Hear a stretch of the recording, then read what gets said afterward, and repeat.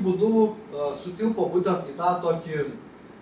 laisvės ir pokyčių ir kažko tai naujo, naujų vėjų troškimo kontekstą. Bet mano jau tos minėtos knygos autoriai tame skyriuje apie subkultūras pastebi, kad reiškia maždaug 10-ojo dešimtmečio antroje pusėje, ypač jau į pabaigą, galima buvo pastebėti, kad reiškia ta pirmoji subkultūrų banga, kuri užgimė, tarkim, 9-ojo dešimtmečio pabaigoje ir labiausiai turbūt pasiekė tą apogėjų 10-ojo dešimtmečio pirmoji pusėje, jį šiek tiek, reiškia, jau taip, atslūgo. Tie pirmieji, reiškia, tos scenos veteranai arba ten jau, nežinau, mohikanai ir dinozaurai šiek tiek pasitraukė kažkur į antrą planą. Ir vėlgi, anot tų, reiškia, knygos autorių ir su kuo aš tikriausiai sutinku didžiąją dalimi, nebuvo tam tikro labai aiškaus tęstinumo tarp tos pirmosios bangos ir antrosios, kuri jau, reiškia, atėjo į tą subkultūrinę erdvę su, ko gero, kitokiais lūkesčiais, su šiek tiek kitokiom nuostatom, su šiek tiek kitokia atmosfera ir kitokiu turbūt kultūriniu bagažu. Skiriasi turbūt tiek pati jo muzika, tiek pats gyvenimo būdas, tiek pačios, pavyzdžiui, būrimosi erdvės, nes kažkokios senosios erdvės nunyko arba užsidarė, reiškia, buvo uždraustos, arba jau buvo apleistos dėl kitų priežasčių, buvo privatizuotos, tarkime.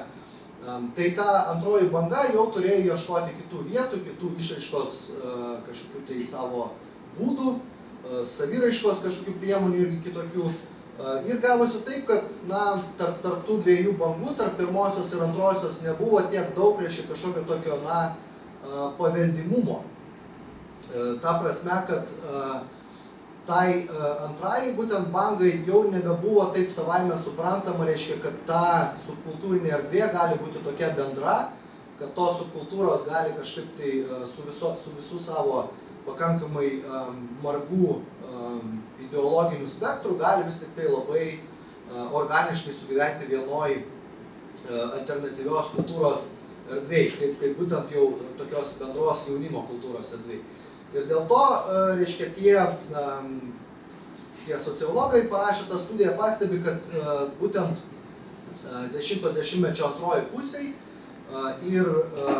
naujojo jau tūkstantmečio pradžioj galima pastebėti, kaip tos subkultūros pradeda labai aiškiai skaidytis, pradeda labai aiškiai atsiriboti viena nuo kitos, pradeda būtis tik tai tam tikrose labai griežtai, reiškia, apibrėžtose vietose ir jau tarp jų nebėra tiek daug bendro. Bendro yra nebent, reiškia, kažkoks tai visas tas subkultūras vis dar siejantis maišto poreikis, bet tas maištas jau yra suvokiamas ganėtinai skirtingai. Pirmiausia, vėlgi, kalbant apie pačias ideologijas ir būtent dėl tų ideologinių skirtumų jau kyla tarp tų subkultūrų jau ir nemažai tarp grupinių tokių konfliktų. Ir dėl to, reiškia, jau ta antroji banga, galima sakyti, kad daug labiau nueina jau tą tikrąjį pogrindį, palyginus tą pirmąją bangą, kai ta alternatyva ir ta pogrindinė, sakykime, nonkonformistinė kultūra, tam tikra prasme buvo pakankamai matoma ir netgi galima būtų pasakyti galbūt kažkiek ir populiari bendruoju tokių, reiškia, visuomenės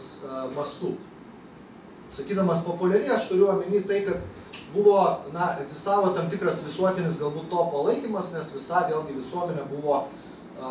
reiškia, tam pasiruošus, reiškia, tos nuostatos rezonavo bendroji visuomeniai, kuri ką tik išgyveno tą visą milžinišką pakilimą. Bet kuo labiau ta euforija pradėjo slūgti, tuo labiau turbūt visuomenė pradėjo,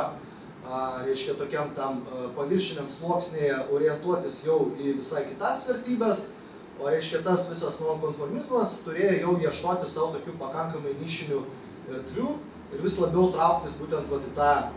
tikrąjį pogrindį. kuo toliau, tuo labiau ta pogrindinė kultūra jau buvo,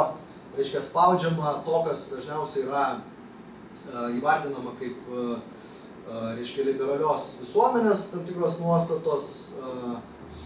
rinkos mechanizmai ir taip toliau. Žodžiu, kartu su ta visa privatizacijos banga, tam pogrindžiui, tai alternatyvai liko vis mažiau vietos tokiam viešam, reiškia, viešai matomam kontekste. Tai va. Ir vėlgi toks, ko gero, trečias etapas, kuris yra irgi nužymimas toj sociologiniai studijai, kurimas, man atrodo, galime matyti vis dar ir šiandien, ir kuris vis dar vyksta, tai yra tam tikras tų jau labai apibrėžtų, jau tikrąja to žodžio prasme, pogrindinių subkultūrų nunykimas. Galbūt iš dalies vėlgi toks, maišymasis, bet maišymasis jau ko gero kitokia prasme, negu kad, reiškia, tam visiškai pirmam etape, kai tiesiog jos išlaikydamos vis tik tai savo tam tikrą tapatybę skirtingą, vis tik buvo tam tikroj toj pačioj kontekstualioj erdvėj. Tai jau kalbant apie naujojo tūkstantmečio pirmąją pusę ir reiškia tai, kas vyksta iki šiol,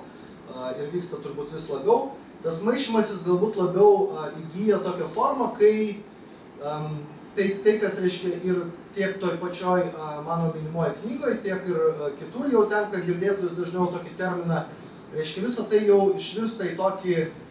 tarsi post-subkultūrinį laikotarpį, kai pats žodis subkultūra imamas vis labiau kvestionuoti, yra kvestionuojamas, reiškia, jo kažkoks tai legitimumas, yra abejojama jo apskritai verte,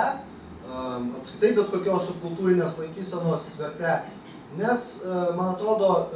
tie procesai labai sutampa apskritai su tokiais vėlgi vėlyvojo kapitalizmo visuomenės diskursais, kurie skelbia tam tikrą istorijos pabaigą, reiškia,